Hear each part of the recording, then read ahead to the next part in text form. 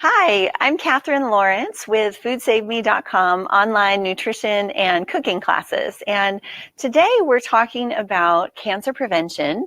And is there anything that we can do at home to lower our risk of cancer? Or maybe if we're a survivor, is there anything we can do at home in our kitchen that could help increase our survival odds? Well, it turns out there are a few things that we can do to influence our health and to lower our cancer risk. So I'm excited to share those with you today.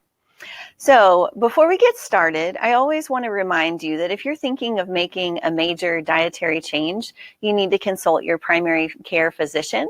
And just think of the information that I'm passing along to you here as resources, another tool in your toolbox. But you should always do your own research and look into any kind of major diet change and make your decision from there. According to the American Institute of Cancer Research, 1 out of every 3 women alive today in the U.S. will have cancer in her lifetime. And it's even worse for our men. 1 out of every 2 men will have cancer in his lifetime in the U.S. This is startling. And we probably all know at least one person who's been affected by cancer if we have not even ourselves. But there is some more information that I think gives hope. The American Institute of Cancer Research, they're a nonprofit, they looked at major factors in cancers in the U.S., and they determined that up to about 60% of our cancers here are directly attributed to diet and lifestyle. So that tells me that we have some influence, right? Another 30% are attributed to tobacco use or tobacco exposure. So that's something we can moderately control. And then that remaining 10%, they attribute to environmental or purely genetic factors. So we have less control over that 10%, but I would say the tobacco, we can influence that. And certainly our diet and our lifestyle, we have tremendous influence over. So that's what I'm going to share with you. I'm going to provide some recipes that will hopefully boost your immune system and teach you about some of the anti-cancer effects that some certain foods can have. We're going to focus on some common themes which research has shown to benefit cancer. Now, I'm also going to address some specific cancers, our most common ones here in the U.S., like colon and colorectal, breast cancer, and prostate cancer. So we'll talk about those specifically, but then cover some general themes. My journey exploring the power of food started in 2006. I was diagnosed with stage 4 endometriosis and uterine cysts and ovarian cysts. I had horrible reproductive problems.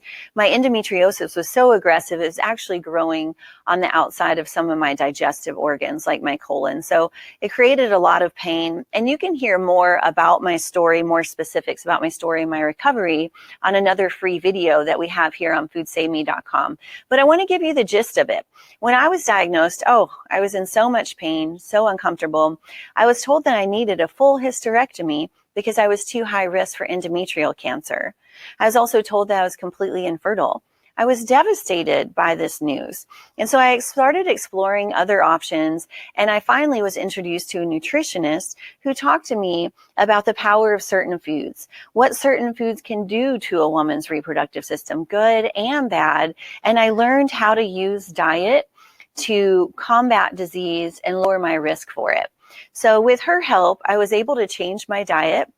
And it's the one that I'm going to teach you. It's actually the one that helps to lower our cancer risk. So I was able to change my diet.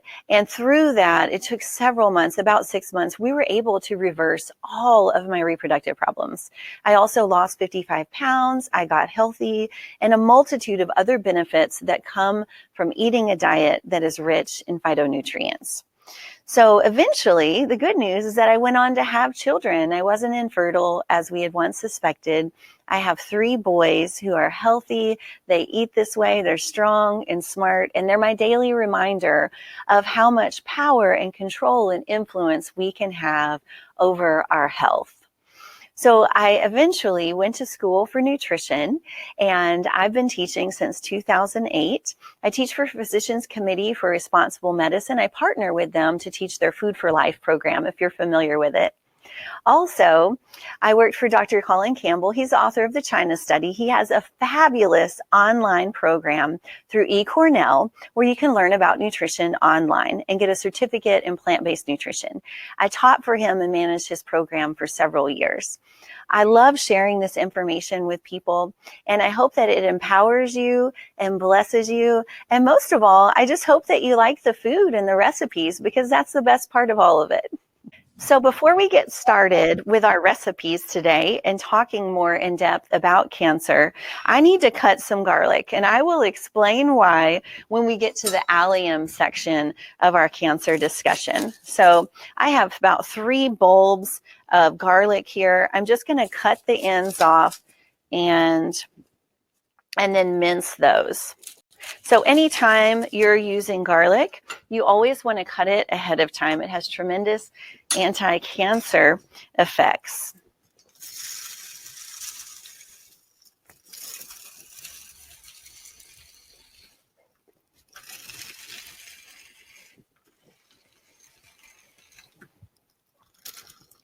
And I just go all the way down to the roots so we don't lose any of that good meat there.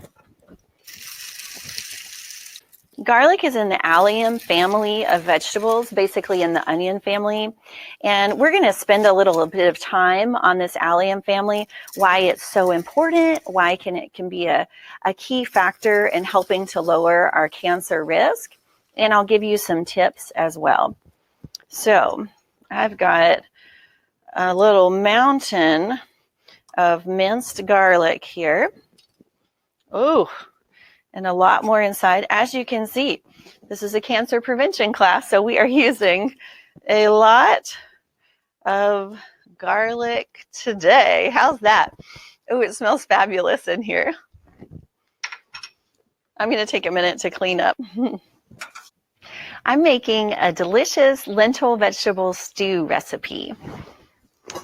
This is one of our family staples that I'll often make on Sundays, and we eat from it throughout the week. But also, it's a really great one for making big batches of and freezing. It reheats really well.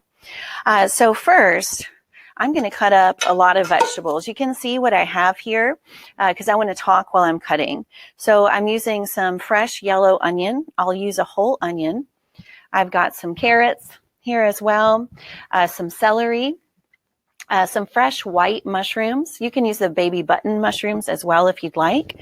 I have salsa, diced tomatoes, about a tablespoon of dried oregano, 1 cup of red lentils. I really like using the red because they cook so quickly and they're very tender. And I've got our garlic mound, of course, which I'm going to draw from, and we'll add some veggie stock to it. So the first thing I want to talk to you about is fiber. Fiber seems to be a very important factor in helping us to lower our cancer risk. Most Americans get about 10 to 15 grams of fiber per day, but ideally, optimal, we would get at least 40 grams a day. And fiber has some really important factors that I want to talk to you about while I'm cutting the onion. So fiber is important for cancer prevention for a couple of reasons. One, it removes carcinogens and toxins from the body. So it helps us kind of clean the house, right? And detox, if you're familiar with the detox process, fiber plays a role there.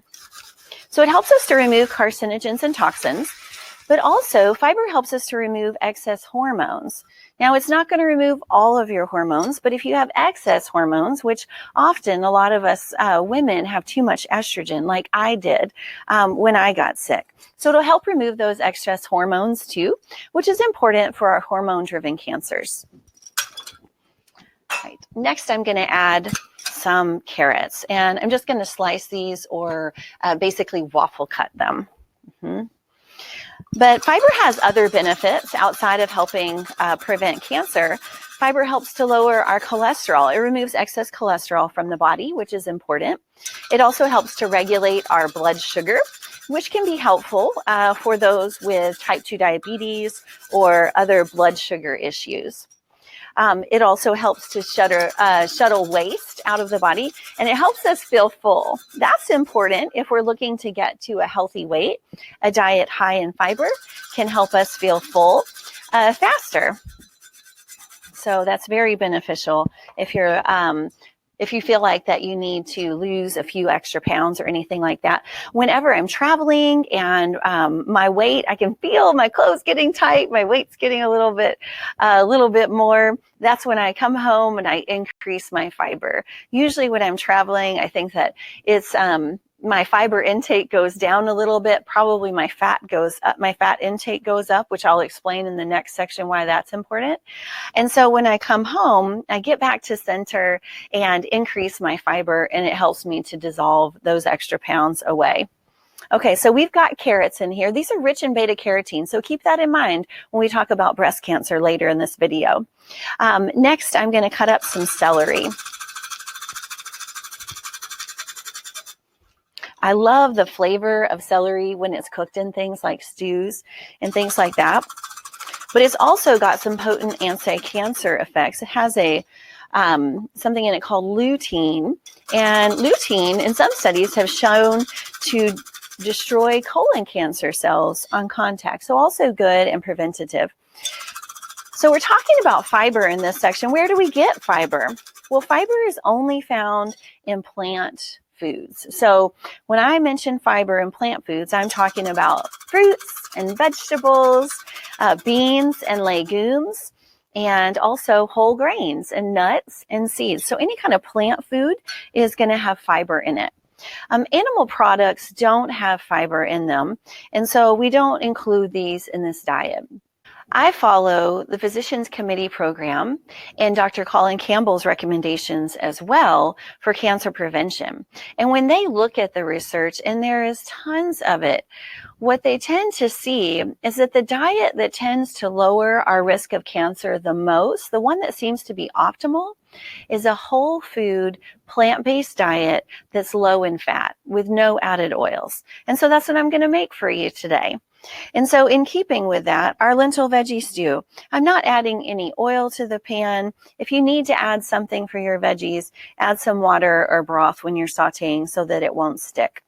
But we're just going to have a lot of nutrients, a lot of fiber in here. We're keeping our whole foods and not adding any fats to it. All right. So after the celery is mushrooms. I love mushrooms. Let's add these. So I've got some small white button mushrooms we can add here. Again, all of these plant foods are going to have fiber in them. And if you're wondering, am I closer to the 10 grams a day or the 40 grams a day? Let me give you some quick numbers if you want to estimate where you're at. So if you're wondering if you're closer to the 10 gram a day or 40 gram a day intake and you're not sure, I want to give you some quick numbers where you can kind of estimate what your fiber intake is. So for example, let's start with our fiber superstars. That would be beans and lentils.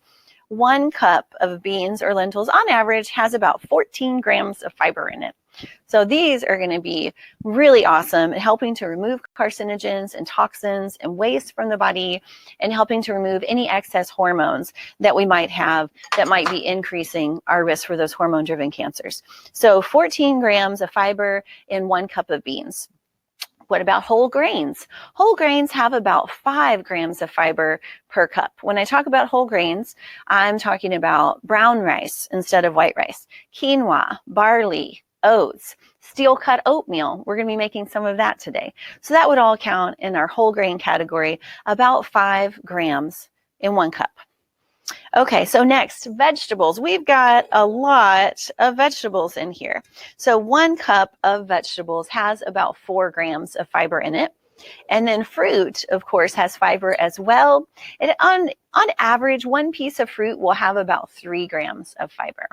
All right, so you can kind of use those amounts and estimate how much you're getting and if you need to increase it or not. So next in our recipe, I'm going to add 1 to 1.5 cups of red lentils. We'll just dump those in. I'm also going to take from our little garlic mountain here a couple of cloves worth. I always do extra. I feel like you can't have too much garlic. It adds so much great flavor. I'm adding 1 cup of salsa and 1.5 cups or 1 can of diced tomatoes. This is going to be important for our men later when we talk about prostate cancer. Tomatoes are a good preventative factor. All right, now we've got a tablespoon of oregano. It's dried oregano. And finally, we need some broth. So I've got a large saucepan of broth already made, and so I'm going to spoon this into my lentil veggie stew. So one thing to consider, if you have problems, digestive issues when you eat beans, always see your doctor first. But I've found working with students, I've taught over 8,000 students, so I get this question a lot. Oh, I can't eat beans. They don't agree with me. You know, it's too much gas. My husband's about to leave me. What I've found is that if you're closer to the lower end of fiber intake and you really do want to increase it, then I recommend you take it slow and have a lot of water to help flush that out. Fiber has a hard job, especially if we've been on a low fiber diet.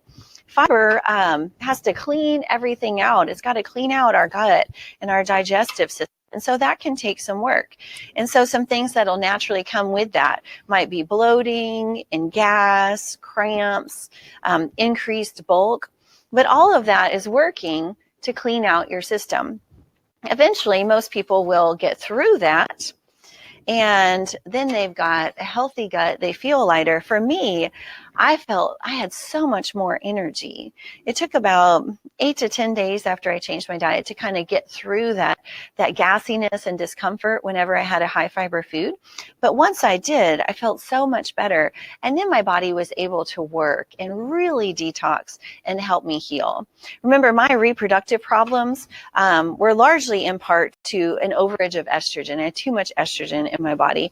And at the time, if I look back at it now, I realized I was on a low fiber diet.